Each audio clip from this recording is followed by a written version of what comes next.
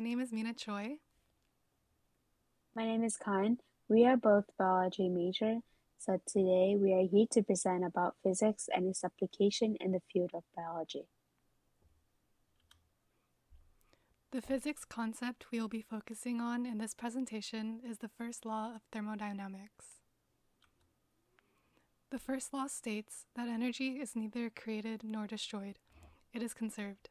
It also states that energy can be converted into various forms of energy, but the energy within a closed system remains constant.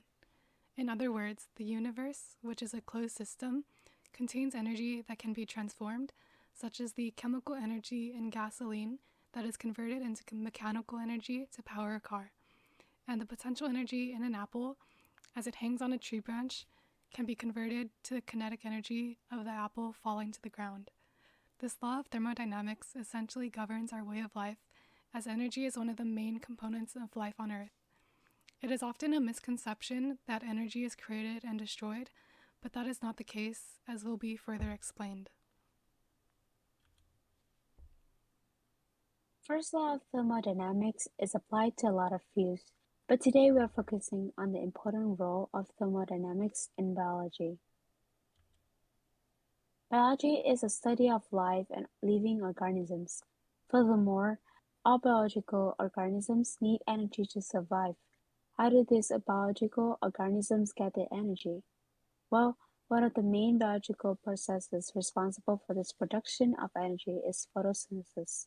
In photosynthesis, sunlight contains light energy that is taken in by plants, along with carbon dioxide and water, to produce oxygen and sugar.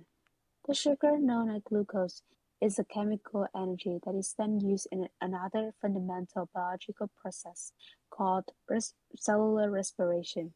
Since many living organisms cannot directly use glucose as a form of energy, cellular respiration helps to convert glucose into ATP, a more usable form of energy.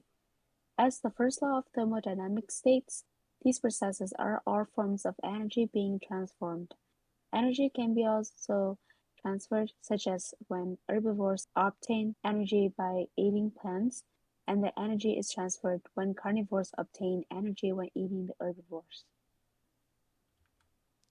So now that we've discussed what the first law of thermodynamics is and what biology and its processes are, we can now better understand how exactly the physics concept applies to the biological concepts.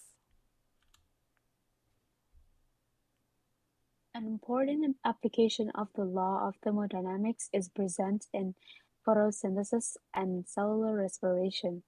The energy in this cycle is converted into different forms and transferred to different places, but is always conserved.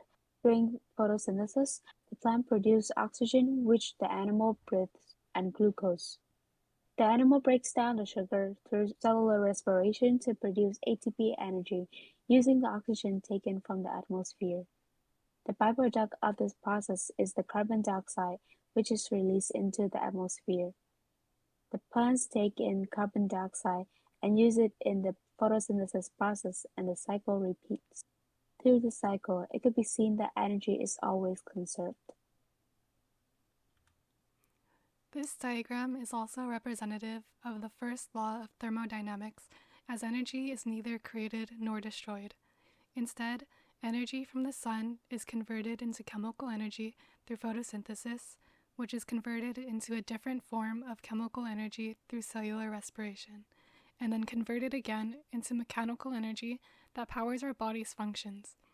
As a result, heat and waste are produced, which are used by decomposers, and the cycle starts again. Thus, energy flows throughout the ecosystem and is consistent with the first law of thermodynamics. Photosynthesis and cellular respiration are significant as they work together to produce the energy used by most living organisms. From these processes, we can see that the energy is transferred all throughout the ecosystem and that the energy is constant in the universe. The applicability of these biological processes can also be seen, such as when ATP is consumed for energy in processes including ion transport, muscle contraction, nerve impulse propagation, substrate phosphorylation, and chemical synthesis. Here is our resource cited page, and that concludes our presentation. Thank you. Thank you for listening.